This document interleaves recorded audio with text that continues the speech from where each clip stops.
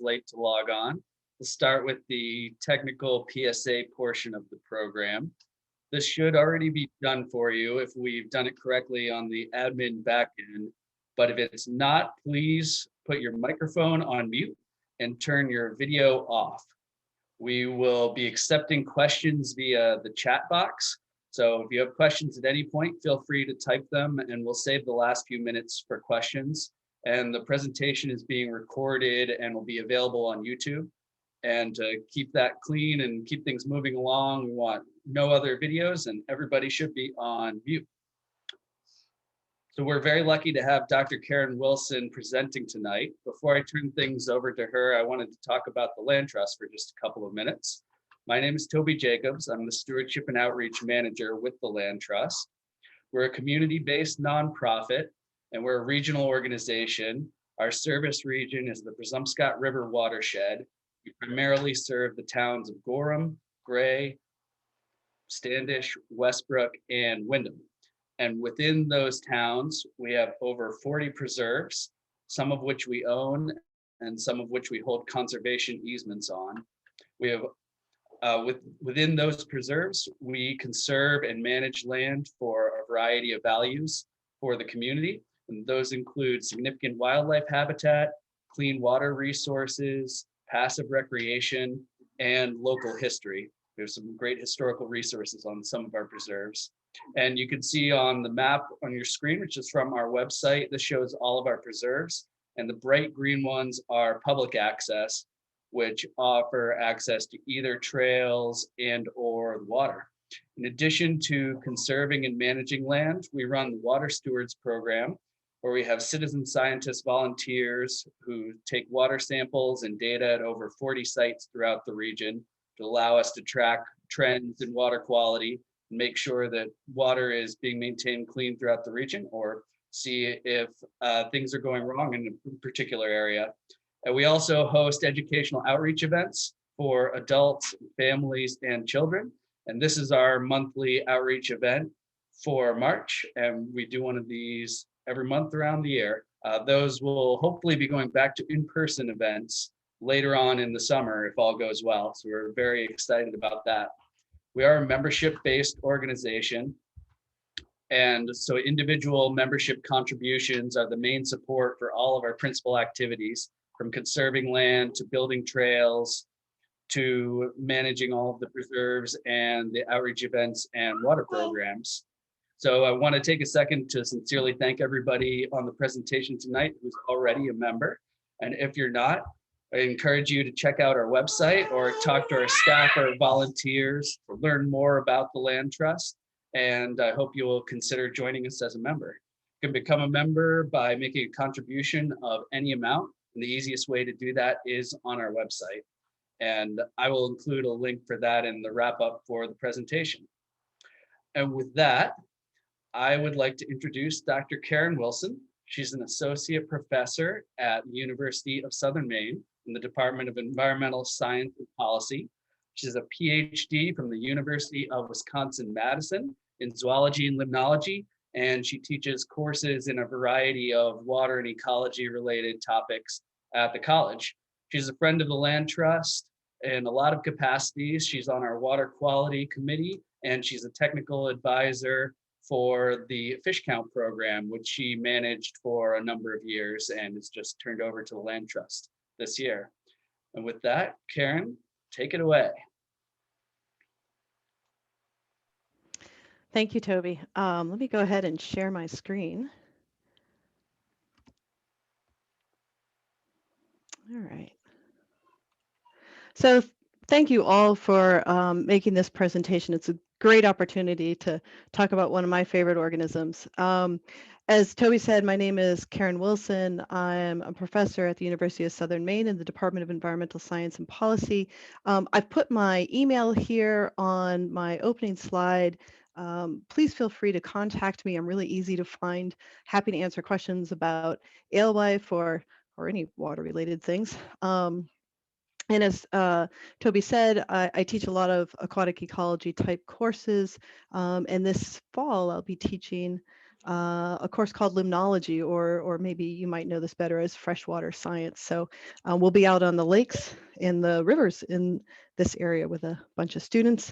And as Toby said, I wish we could be here in person together for this presentation. So maybe next year. I've in the past given walks and talks along Mill Brook for the Land Trust, and I sure hope next spring we can be back to doing that. So with no further ado, I'll go ahead and talk to you a little bit about the ecology and natural history of alewives. And so what I'm hoping to do in today's presentation is depart a little bit from my usual talk. And in this case, what I'd like to do is follow the life history of an alewife, and along the way, tell you a little bit about this fish. So this is an alewife. These are adult alewives coming back to spawn. And you can tell this is an alewife because of the large eye, the black dot, a darker top than bottom. So the dark top is camouflage from above, and the silvery underbelly is camouflage from below. And this fish is quite deep-bodied, but if you look at it head on, you'll see that it's a very narrow fish. In fact, it's so narrow that its belly kind of comes to a very sharp point. And that sharp point is where it gets one of its other names, which is the saw belly. And so if you run your hand along the belly of this fish, you'll see some very rough scales, like the edges of a saw. The alewife is also known as Gaspereau to the east of us in Atlantic Canada. I've heard kayak and a number of other names for this fish. One of the reasons why it has so many names is because it has a very large native distribution up and down the east coast of North America. So let me orient you a little bit on this, this figure. You'll see that the native range of this fish is indicated here in the brown. And one thing you might note is that this is all land range, right? So this is the spawning and nursery habitat of this fish. Its actual habitat in the ocean is the continental shelf out here in the lighter white and blue. Let me just pause here. Okay, so now what's really important for you to understand about this fish is that there are also many introduced populations of this fish.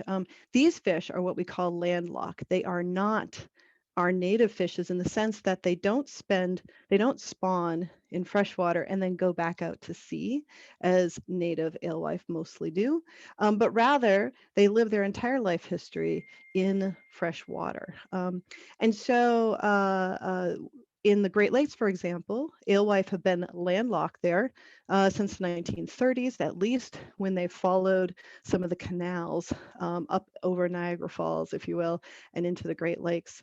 And so if you were to go and do a little internet research on alewives, just beware that there's a fair amount of literature out there and information and news articles about the landlocked species or group, and that many of the issues associated with landlocked fish are less so with our fishes that are living in their native range and moving from the ocean to fresh water. Okay, so you'll see that the range goes from North Carolina all the way up into New Brunswick. It actually kind of comes up and around Nova Scotia as well. So it's a pretty big distribution. Now, I did want to point out that alewives are only one of many what we call diadromous fish. So diadromous simply means two runnings, and really it just refers to, it's a word that refers to fishes that spend part of their life history in the ocean and part of their life in fresh water. And so Maine rivers used to be very busy places, and in fact some of them still are. Some of our larger fish rivers still have almost the full complement of diadromous fish that were native to this area. And so I just wanted to show you a little diagram of kind of where alewives fit into what was very busy rivers once upon a time. So this figure is showing different zones coming from marine tidal into the main stem rivers, up into the ponds and lakes, and up into headwater streams. And then across the sort of x-axis, if you will, is time from April all the way to November. And I'm just going to go through this very quickly, but I wanted you to see how busy Maine rivers are and kind of where alewives fell into that. So let's give this a try here. All right, so here we have the short-nosed sturgeon coming into main stem rivers along with the Atlantic sturgeon. We have rainbow smelt coming into those rivers to spawn in April and May. We have eel coming in and out. We have alewives here coming in May and June. And you'll notice that what I haven't done is shown the adults going back to sea. I'll talk to more about that later. But juveniles coming out in July through September and maybe even October. Here we have Atlantic salmon heading out in the spring, coming in the fall. We have lamprey. We have the blueback herring, which is a sister species to alewives. These fish tend to come in at the end of an alewife run. And although they do spawn in lakes, as alewives do, they are more often associated with sort of slow-moving river reaches. But in Maine, they do spawn in lakes, and they're nearly indistinguishable from the alewife. We have shad and striped bass, and I think I forgot the tomcod and maybe white perch too sometimes. So alewife were and sometimes still are part of a very diverse community of diadromous fishes in Maine rivers. But right now, alewives are probably, at least among some of these, probably the largest in numbers at this time, at least for those that we count. So, as I mentioned, alewives spend much of their life at sea. And so I wanted to talk a little bit about where they spend their time at sea, and it's actually quite remarkable. So this is a map from NOAA Fisheries. So NOAA Fisheries does a research trawl off the coast of this region of the country, and it covers roughly the area in blue here. And so what this is, this happens to be data that was taken in the spring from 2008 showing the distribution of alewives. And I wanted you to note that there is a group down in this region, sort of off Connecticut and Long Island. And then we have a group that is out here in the Gulf of Maine. And it turns out that most of these fish here are adult alewives. These are the larger alewife that move all over the Gulf of Maine. We know from tracking studies that they go up into the Bay of Fundy and sometimes come down and around the Cape as well. But you'll notice that the data coverage for this particular trawl survey does not include this area just off the coast of Maine. That area is surveyed by the Department of Marine Resources in Maine instead. And what we find in the nearshore region of Maine are the small alewives. So this is where the little alewives live.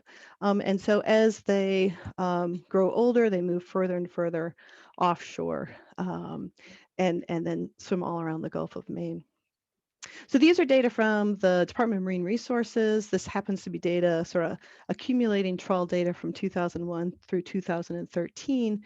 One of the interesting things about these data is you would see more fish there now. And I'll talk a little bit about that at this end of this presentation. And so these are all fish that are less than about 4 inches in fork length, which are age 0 and age 1 fish.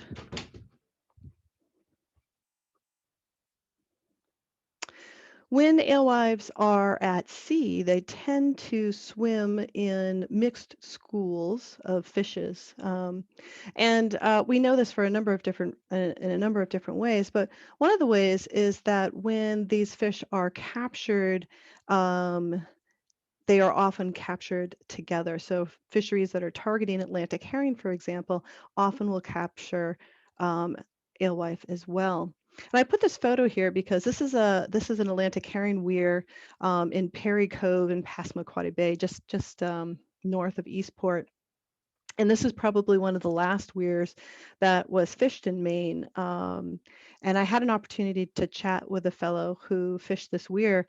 I told him I was working on alewives, and one of the things that he said, which I thought was really interesting, is that when he caught fish in his weir, he would go out and put down a very thin oar into the water to kind of get an idea of how many fish were in the weir. So he knew if he should call in the boat that gathers these fish and takes them off to be canned as sardines. And he said one of the reasons why he'd go out and check is because he needed to know how many Atlantic herring were there versus alewife, because if there were too many alewives in the catch, then the trawlers wouldn't take it. The boats wouldn't take that catch. And so he said the way that he used to tell if he had too many alewives is that alewives and Atlantic herring would hit his sort of thin, sort of sounding oar. It looks like an oar with a very long, thin blade. And that the fish, as they're caught in the net and sort of this big impoundment, will hit into that oar. And he said you could tell the difference between kind of the soft Atlantic herring, which is kind of like sort of like a hot dog of the sea, sort of soft and not much to it, and then the alewife, which are much stiffer fish, and they would sort of thwack the board in a different way. And so these fish have always swum together. But what it means is that because there is a fairly large Atlantic herring fishery, that alewife do on occasion get caught as bycatch as part of that fishery, either in a weir or in offshore trawling. So in 2012 and 2013, there was a study done looking at bycatch in the Atlantic herring fishery, asking the question, how much alewives are caught in this fishery, and also where do these alewives come from? Now, one thing I haven't mentioned yet is that alewives are what we call natal spawners. And that means that they return to the same lake and sometimes the same river, or maybe let's put it this way, the same river system and often the same lakes, depending upon how the system is sort of put together, where they were born. So the adults always come back to where they were born.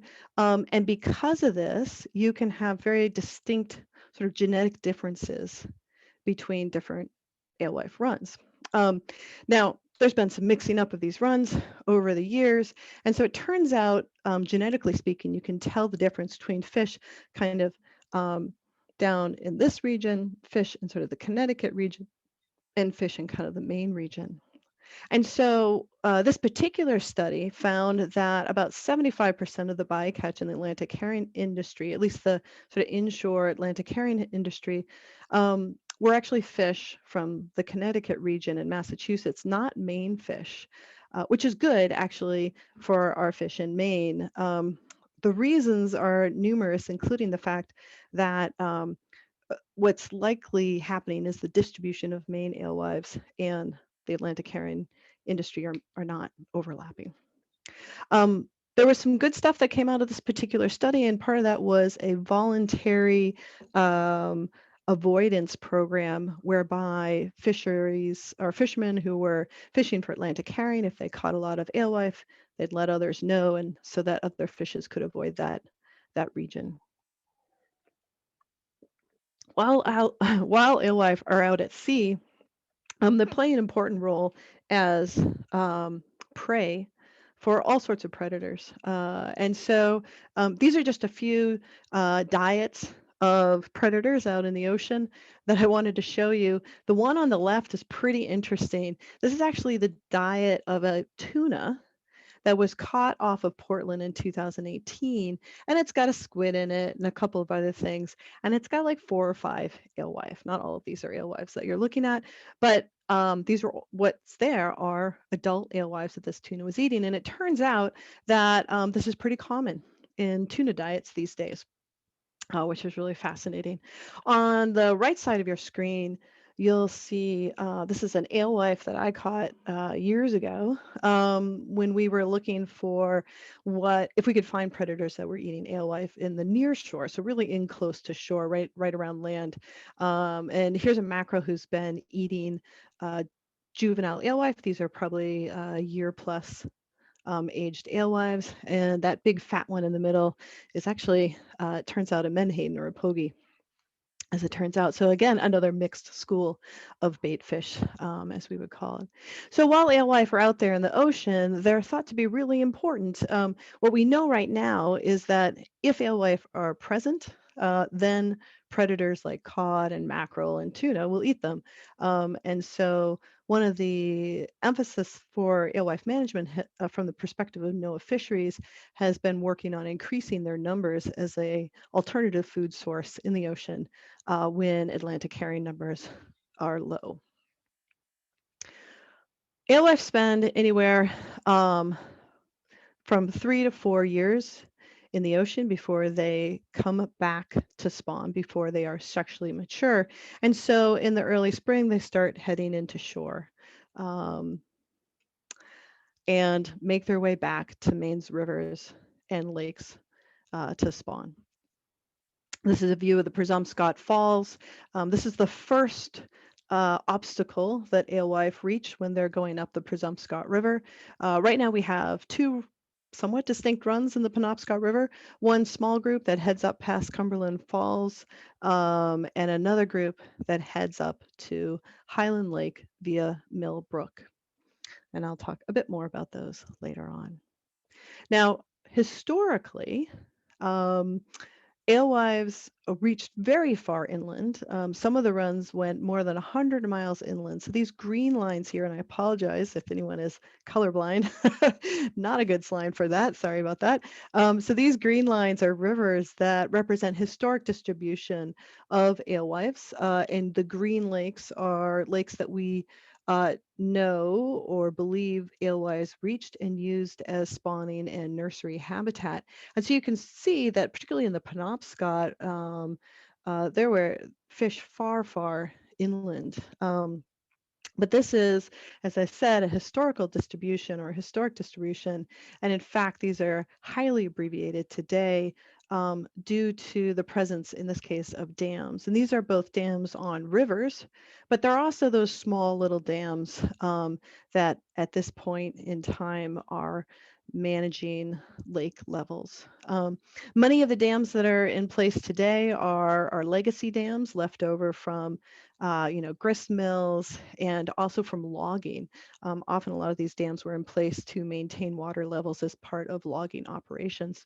But the result is that these fish no longer make it to much of their historic spawning and nursery habitat.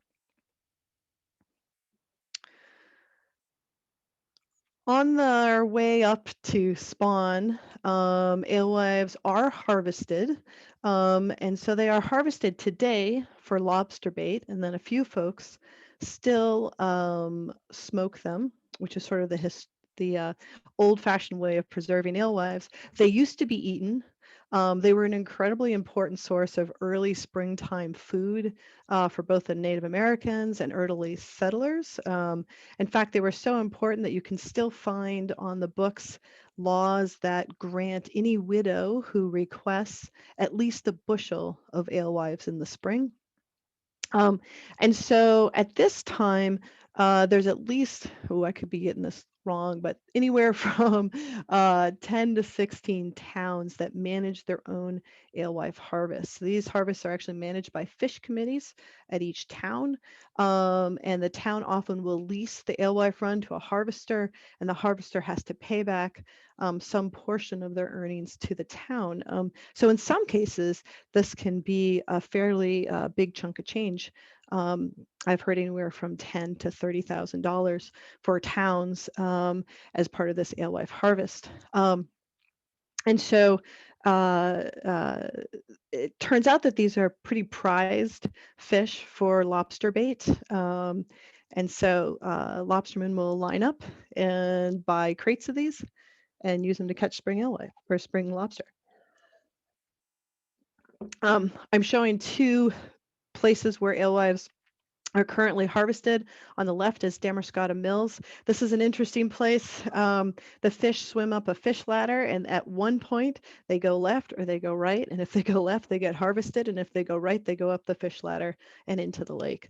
And the harvest has been run that way for a very long time. We know that there's been a fish ladder at this particular spot since 1804. So that's a very old run. And it's been managed sustainably all that time. On the right-hand side, you see this is Benton Falls. So this is actually a sort of an unusual way to capture alewives. These are fish that are waiting to go up a fish elevator. There's far too many fish to go up the fish elevator, and so they can be dipped right out of the river at this point. So this is another harvest. Both of these towns happen to have or have had in the past alewife festivals. And I particularly recommend heading up to Damerscott Mills because they've got a great boardwalk that walks along the natural fish ladder for that particular run, so you can get some great looks at the fish. Once fish have moved through these types of obstacles, they then need to work their way upstream. And so this is really quite a sight to see because these fish are tremendously talented in getting up through some very tight spots. So this is actually a falls here on Mill Brook in Westbrook. And these fish circled in red are moving up water that's probably only a couple inches deep at the most. And you can see the fish at the bottom of the falls waiting for their chance to move up. These fish can get pretty creative in how they move through barriers. Sometimes you'll see them flip on their side and swim up a ledge where there's maybe only a couple of inches of water. So they'll sort of swim on their side. They tend to, if you have a chute of water, as long as it's nice and smooth, they'll swim up that smooth water, but they don't jump. So they have to be pretty creative in how they get up these barriers. So in some cases, a journey like this may take only a couple of days. So we think, for example, in Mill Brook and Westbrook, that the time it takes for fish to move through the whole brook up to the fish ladder at the base of Highland Lake is probably maybe 2 days if conditions are right. There are other fish in the state, though, that might be moving upstream for several weeks, depending upon how far north they're going. So this can be quite a long journey for some fish. We've also noticed as we've worked with the fish in Mill Brook that depending upon the water levels and whether they get stuck below these falls, they may arrive in the lake in good condition or perhaps not so good condition if they spend a lot of time in the stream. There are times, like at these falls, where you'll see big aggregations of alewives waiting to move up over the falls, or in some cases, waiting until the water levels are appropriate.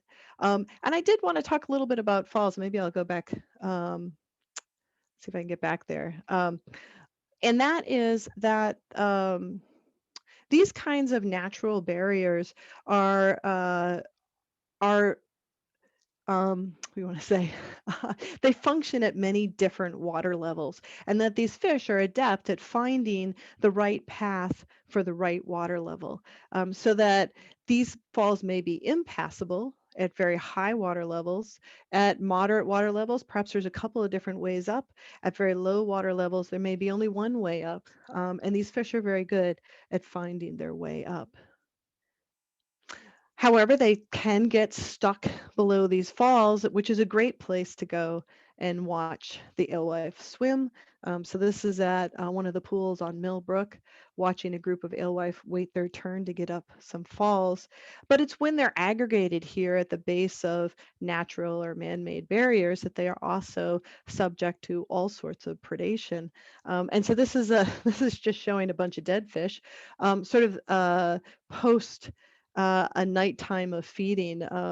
So this is a very interesting place because there are gulls, there are osprey. It's very bizarre to see gulls and osprey in what appears to be the middle of the forest. But there's also, we know that night herons come here.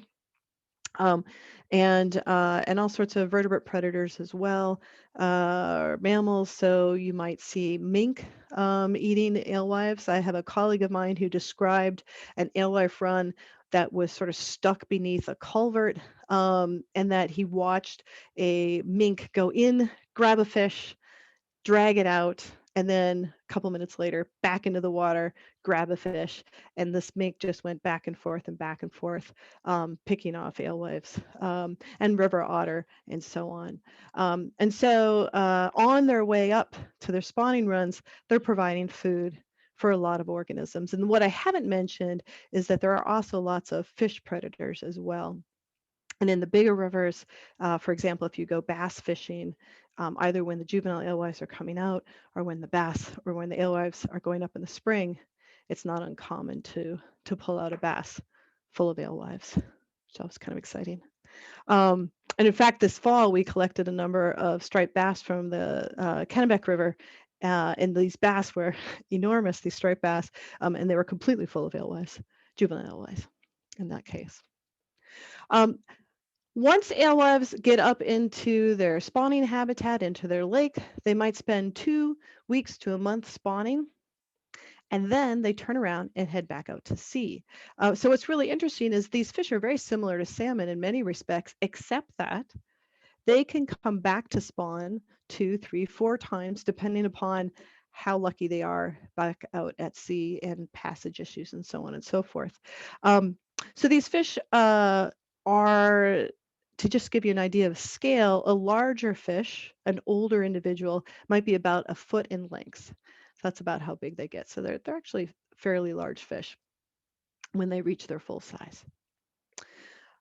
This is a picture of alewives aggregating at the top of the Highland Lake Dam.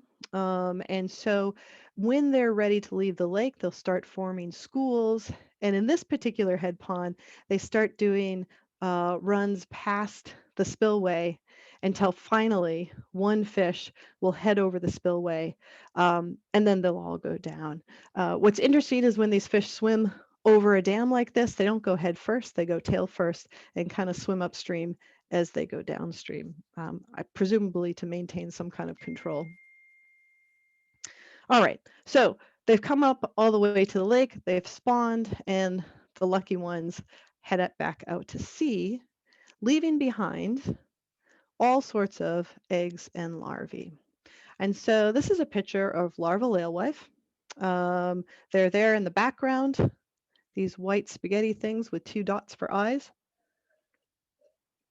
And these fish are probably only maybe a week in age at this point. It takes about 2 weeks for the eggs to hatch.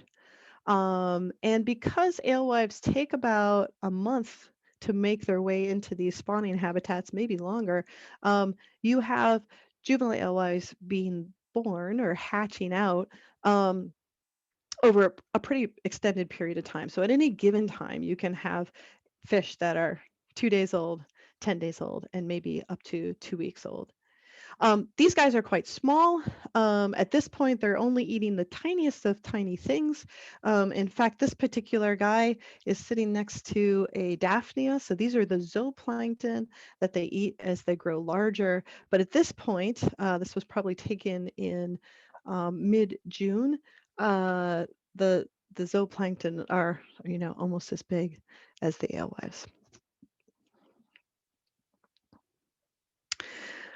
The alewives spend weeks to months growing in their nursery habitat in these lakes. And so you'll get size distributions like this. The fish on the right-hand side were captured. This happens to be in Highland Lake, but they were captured in mid-July. And you can even see in mid-July that there's a diversity of sizes in the lake. Now, it turns out it's very interesting because some of these are just younger fish. But I've taken a look at some of their otoliths, which is their ear bones. And fish ear bones are very interesting because they have to grow at the same rate as the fish does because it's part of their orientation system. And so what the fish does is it adds bony material to these ear bones on a daily basis. What's fascinating about that is that when a fish is growing really rapidly, like these juvenile alewives are, you can actually see the daily rings, those increments that are added onto this tiny little bone. And so what I've done is you can count these daily rings and determine how old the fish was. And if you know when you caught it, you can figure out what day it was born. And so I've compared fish that were about the size of this larger individual. Let's see if I can get, I don't know where there it is. I've looked at a fish that size that was caught in July, and then another individual that was caught in the lake in September, same size, but one was 40 days old and the other was like 125 days old, just very stunted. So you never know if you're looking at a stunted individual or if you're just looking at a younger individual. Now, in 2011, we happened to capture some larger juvenile alewives, which I've actually since then never seen juvenile alewives that size. So they can really range in many different sizes. What's also interesting about alewives is that there's no prescribed amount of time that these juveniles spend in a lake. They may leave after just a month, or they may spend 3 to 4 months in the lake. It depends on things like how much food is in the lake, whether they have access to the outlet of the lake, which is not always the case, especially in Maine lakes, and all sorts of other factors. So it really depends on what lake you're in where. After spending all this time growing as large as they can in lakes, and eating a lot of zooplankton and being eaten by a lot of fish in lakes, alewives will head out to sea. So they'll follow the adults back out to sea. But what we're finding is that they don't go directly to sea for the most part.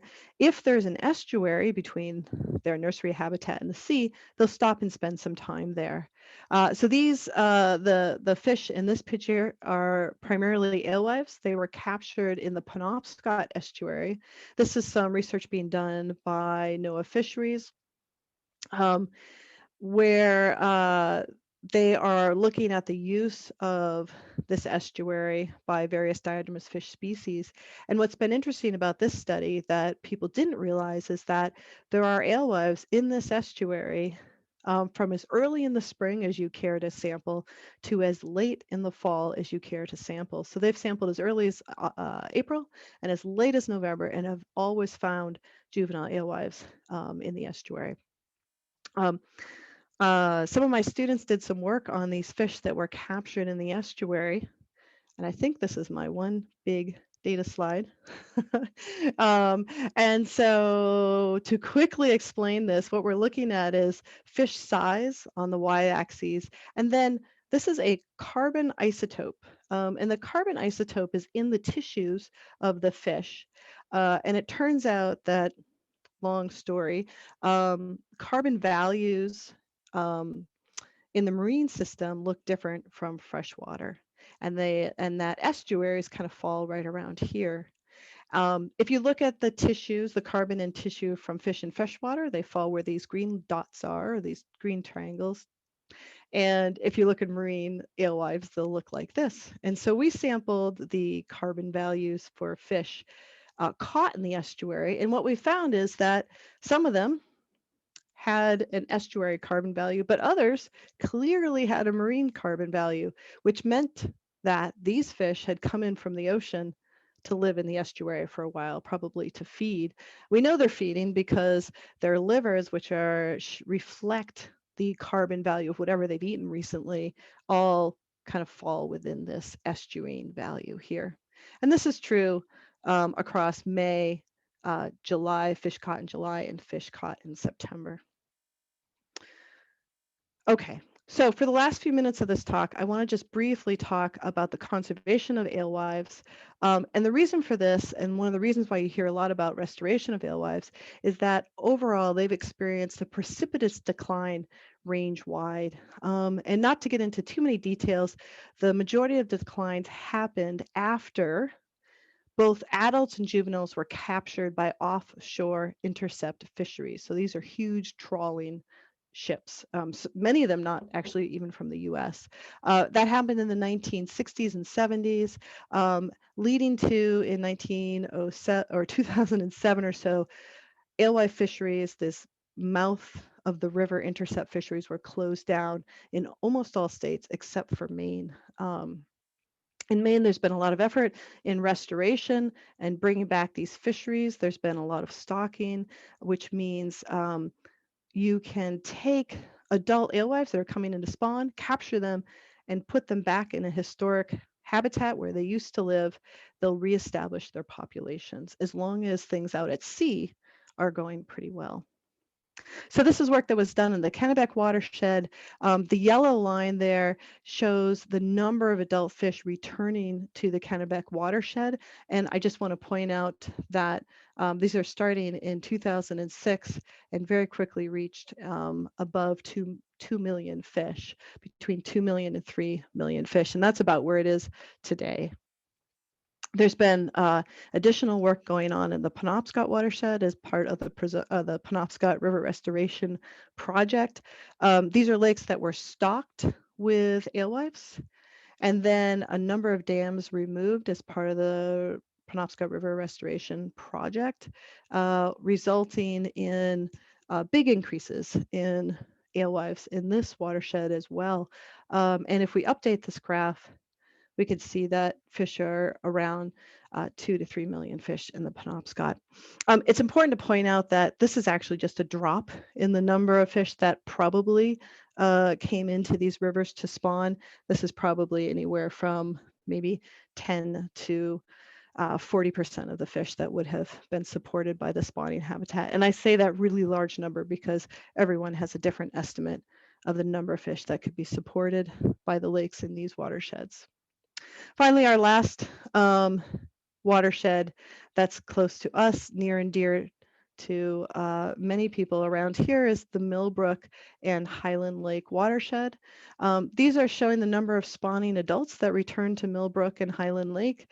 And the run as it exists today was restarted or reintroduced back in around 2000. With stocked fish. And you can see over time that numbers have increased quite a bit, although there's been quite a lot of variability over time. There's some passage issues sometimes. And for these years where there's absolutely nothing, that's because no one was counting. We don't actually know how many fish return those years. In this picture, I'm showing the dam, the head pond, and part of the fish ladder. So alewives offer strong incentives for restoration and stewardship. They're really our only diadromous fish that is highly visible when they spawn. We used to have Atlantic salmon. Their numbers are so low now that almost no one today has seen an Atlantic salmon in the wild. And so alewives really are our remaining highly visible anadromous fish or diadromous fish. They also have some really dependable rewards, at least in Maine, where our fish are spending time in the Gulf of Maine, where within 3 to 4 years, your fish come back. And they really are your fish because they are natal spawners returning to their natal habitat. They have some monetary value and are valued as bait. And they provide a link between marine and freshwater ecosystems that used to be much stronger when we had more diadromous fish in greater numbers. And it kind of interestingly enough, they're the only marine forage fish for which humans have direct control over access to spawning success. So, for example, Atlantic herring, we can kind of keep fishermen away from fishing Atlantic herring when they're spawning, but not very effectively. And this is one of the only marine fish where we can directly control their ability to access spawning habitat. Okay, so that's a very, very quick run through the life cycle of an alewife, and there's lots of really interesting information and stories and other topics to talk about. So what I'm going to do is I'm going to open up to questions, and I also want to thank my local collaborators, the Presumpscot Regional Land Trust, for their stewardship of the Mill Brook Highland Lake Alewife Run, the Highland Lake Association, which hosts alewives in their lake, and they're also very active partners with me investigating lake alewife interactions. I work with Maine DEP, Maine DMR, and NOAA Fisheries, and I also want to just do a shout out to the many groups around the state that are working on fish passage all over the state. So and so work closely with alewives as well. So what I'm going to do is I'm going to go ahead and open it up to questions. Rochelle and Toby from the PRLT are going to help me kind of go through some chats here. And I'll stop Thank you, there. Karen, for that great presentation. That was fantastic. And we do have a little over 10 minutes for questions. We have one on the board so far. Before I ask that, I'll just give a quick reminder that if you do have a question, the way to ask that is to open the chat box and type it in there, and then I will relay questions to Karen. So the first question we have is from Daniel Hildreth. Why did numbers of alewives drop in the Penobscot in 2019? Yeah, that's a good question. I don't know the details, but and I'm not sure that anyone does, but it's not uncommon to see variability from year to year. This often has to do with conditions at sea. And depending upon where you are on the coast, and I don't think this is much of an issue here in Maine as it might be elsewhere. But we do know, for example, down in Massachusetts, what they were finding is that if that at times alewives were being harvested by purse seining ships before they got to the rivers. I don't think that's what's happening here, but so it could be a variety of reasons. It's a really good question. Related question from Sarah Plummer. Why did they drop so dramatically, that they being alewife numbers again, in Mill Brook in 2020? I'm not sure I have an excellent answer to that. There might be some passage issues, so that often can be responsible for really big ups and downs. So the amount of water, for example, in the stream, just depending upon what kind of rains we have in the spring, can, especially for a system like Mill Brook, which is a fairly small, very small river. We also see statewide variation in run numbers that are associated with springtime temperatures, and also and weather as well. Do you want? I can read these, Toby. Do you want me to read them? Sure, go for it. The question is, will the landslide that occurred last year affect the run this year? That's a really good question. I don't know the answer. I suspect if the Presumpscot River is flowing, let's see. So it shouldn't have an effect on the Mill Brook alewife run because Mill Brook peels off before that portion of the Presumpscot River, right? I think that's correct. Yes, it is.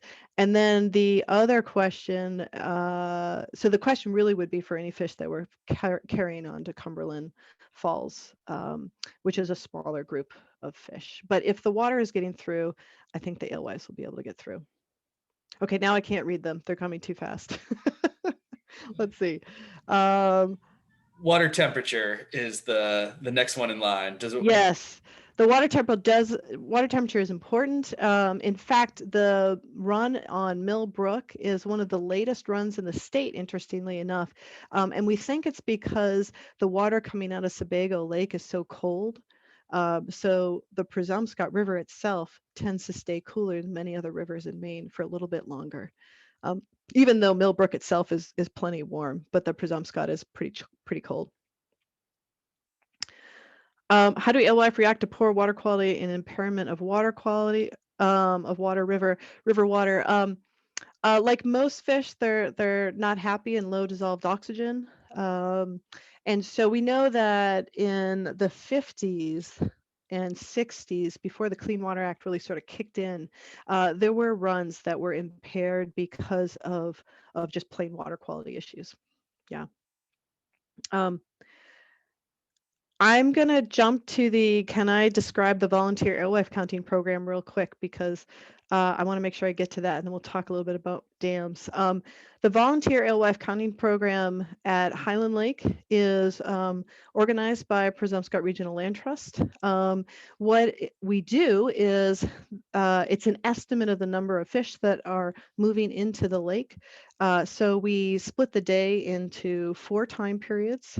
And each volunteer signs up for a time period, which is a 3-hour period, I think.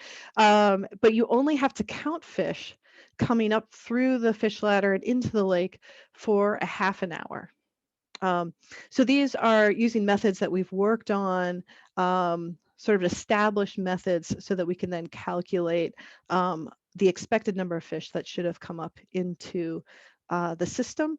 For maybe 3 or 4 years, we also ran video at the same time as we had volunteers counting, and compared the complete video counts to the estimates from the volunteers. And they came out within, within an acceptable error. So we're pretty confident that the volunteer counts are an effective way to count the number of adults moving into the lake. If you're interested, you can sign up with Presumpscot Regional Land Trust. We'll have a intern who will be in charge of training you. I got to say, I highly recommend it. It's a beautiful spot. There's all sorts of wildlife, and it's a pretty peaceful thing to do. Sorry, Karen, I'll just Yeah. jump in real quick. If you are interested in signing up or learning more on the PRLT website, go to the Get Involved tab, and that describes our volunteer opportunities, and fish counting is right near the top because that is in season. And you can also email me to learn more about it if you're not sure if you'd like to do it. And I just want to express my appreciation for all the volunteers that have worked on this over the years, and people who are thinking about doing it. These data are used for current work that's going on in the lake right now. And so we really appreciate your efforts on this. So I want to just shout out to everyone who's given that a try. I guess, are there any efforts to remove non-functioning dams? There's a lot of work going on by a lot of different groups all around the state, working on removing some of these dams that are no longer serving a purpose. There's all sorts of really creative ways to do it. In some cases, the dams are being used to, say, maintain the water level of a lake. So there's a number of lakes around the state where there have been natural fish passageways put in. We actually maintain the level of the lake, and rock ramps. And in some cases, the dams are just removed straight out. So yeah, lots of work going on all over the state. Great. That's a great set of questions. All right, couple more minutes. If anybody has any pressing question that occurs to them, feel free to post it in the chat. Oh, here we go. Why are they native spawners? Natal spawners is the word that I'm using there. And what that means is they spawn. So what it means to be a natal spawner means that you spawn where you were born. So these fish swim right back to the lake where they were born, and that's where they lay their eggs. Oh, come see the new fish ladder at Bristol Mills. Excellent. This is a great thing to do in the spring. It's just go on a fish ladder tour. It's a really good way to spend a spring weekend. And in just about 2 months, the Alewives will be showing up in our region in Mill Brook. And everyone who's on the PRLT Facebook page or even just tuning into the website will be sure to let you know as soon as there's sign of them coming in the Presumpscot. Oh, we've got a couple questions here, Karen, if you have another minute. Okay, so one is, several years ago, the alewives migrating up Mill Brook were washed downstream during a heavy rainstorm. Might that explain the fluctuations? That's a really interesting observation. Sometimes they may be physically washed down. Other times they choose to leave. So for example, in early spring, especially at the beginning of the run, if temperatures drop suddenly, fish will often back out, sometimes backing out all the way to the estuary. And then they'll come back in once water temperatures or water levels drop down. So that may have been purposeful. They may have chosen to move out, or maybe they really were washed out. That's really interesting. Sarah asked a good question. Is any connection between declining water quality in Highland Lake and increased population? This is a current topic of research going on in the lake. And a really interesting one. We think there's some impact of the lake on the zooplankton community, which probably impacts phytoplankton in the lake. What's really interesting in Highland Lake is that it seems like alewife and those lower trophic levels are starting to equilibrate a little bit. And so we're seeing less of a water quality problem. But we think that these types of interactions are very lake specific, which is kind of interesting. Are there any alewives coming further up the Presumpscot than Mill Brook? Yes, there are. There's some that go up Cumberland Falls and will be going up Sacarapa Falls this spring, the new fish lift, hopefully, if it's done, or the fishway, if it's done on time. Do you know why towns manage alewife runs and not the state? It's been that way for a very long time. I don't know when towns started managing, but my understanding is the towns have, quote unquote, always managed. The state does have some sort of higher level rules that they set, and the towns have to have a sustainability plan. But at this particular time, yeah, it's the towns. It's a pretty interesting way to manage. But I don't know how, I think that's been sort of maybe since before we were our own state. I'll have to ask somebody that.